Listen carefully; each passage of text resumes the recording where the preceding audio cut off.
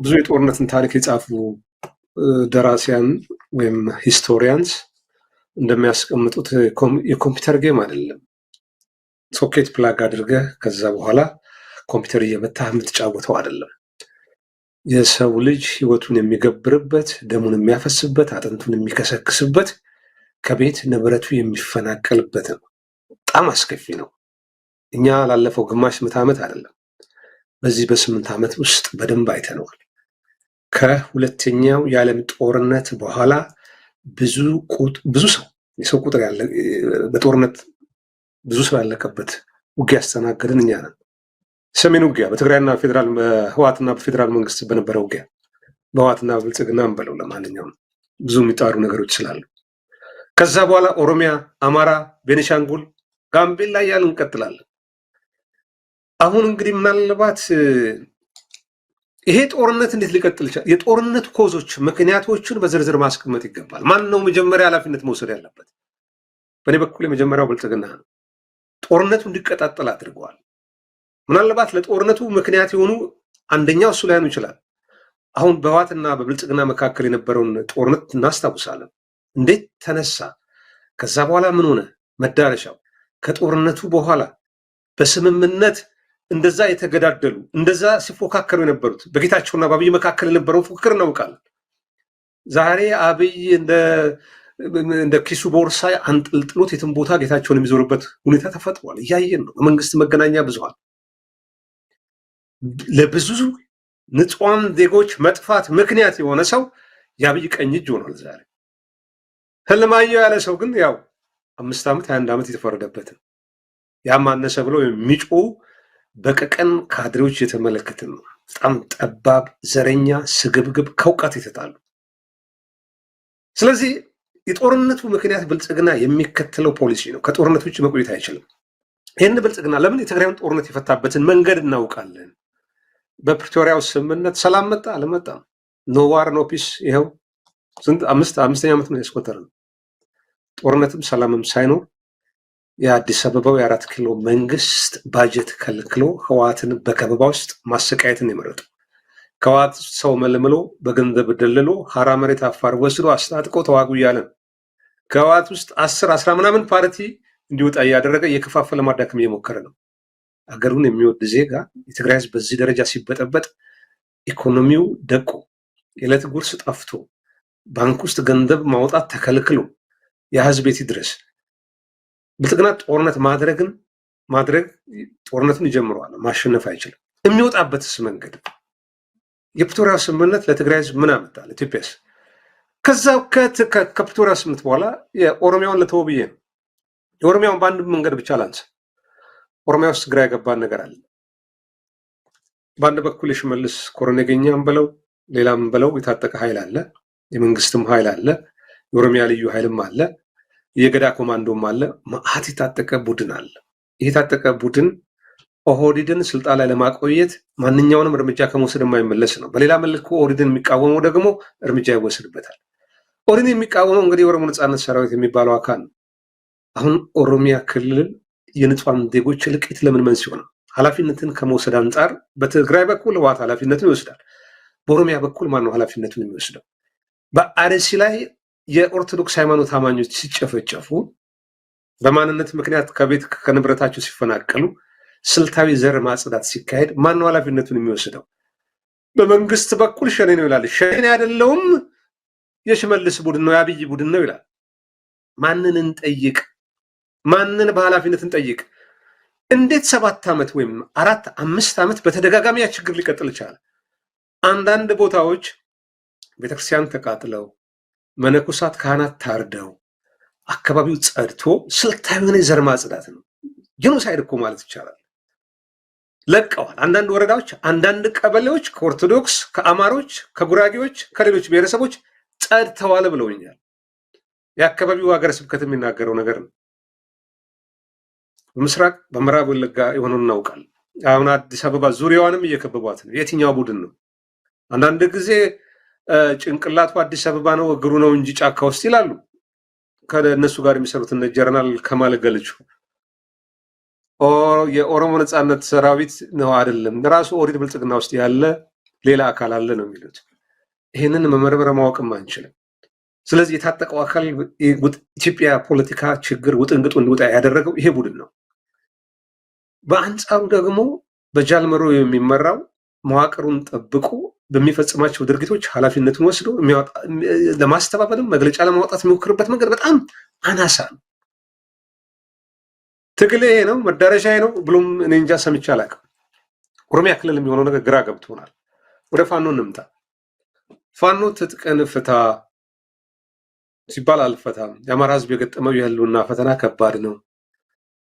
አባቶቹ አያቶቹ በመሰረታት ከተማ አዲስ አበባ እንዳይገባ ተደርገዋል። የማዳበሪያ ጥያቄ ሲያደርግ የጅራፍ ጥያቄ አውጥቶ በጅራፍ ጭምር በሰላማዊ ሰልፍ የጠየቀ የአማራ አርሶ አደር በጥይት ተገሏል፣ ተረሽኗል፣ በማንነቱ ተሳዷል። አማራ ሕዝብ ላይ የደረሰው ስርዓታዊ ነው፣ ተቋማዊ ነው፣ ህገ መንግስታዊ ነው። ይህንን ሰላማዊ ህጋዊ ሞራላዊ በሆነ ጠረጴዛ ዙሪያ እንፍታው። ብልጽግና የሚከተለው በጉልበት መንገድ አይሆንም ነው።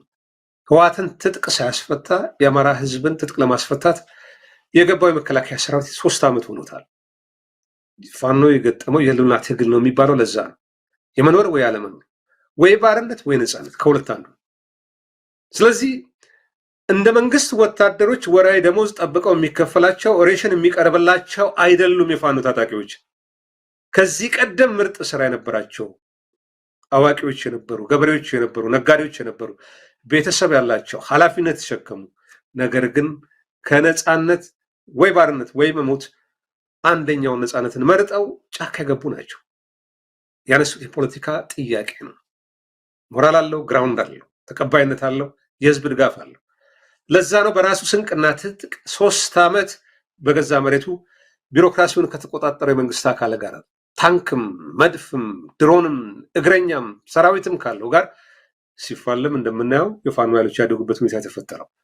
ዛሬ እንኳን ምናልባት ኃላፊነትን ከመውሰድ አንጻር በአማራ ክልል በሚደረጉ ውጊያዎች አሁን አንድ ኃይል ወጥቷል። አፋብን የአማራ ፋኖ ብሔራዊ ንቅናቄ መጥፎም ጥሩም ከተሰራ ኃላፊነቱን ይወስዳል። እሱ የሚያደርገው እንቅስቃሴ ወታደራዊ ኢላማ ውጪ ንጹሃን ዜጎችን በመግደል ተጠያቂ ሆነ ይጠየቃል። ይሄንን እኛም እንደ ሚዲያ እናደርጋለን፣ እነሱም ኃላፊነት ይወስዳሉ። ነገር ግን አሁን መሬት ላይ የምናየው ነገር ምንድን ነው? በድሮንም በመካናይዝድ በከባድ መሳሪያ የአርሶ አደርን ንብረት የሚያወድም መኖሪያ ቤቱን የሚያቃጥል ማን ነው? ድሮን የታጠቀ ማን ነው? መድፍ የታጠቀ ማን ነው? ታንክ የታጠቀ ማን ነው?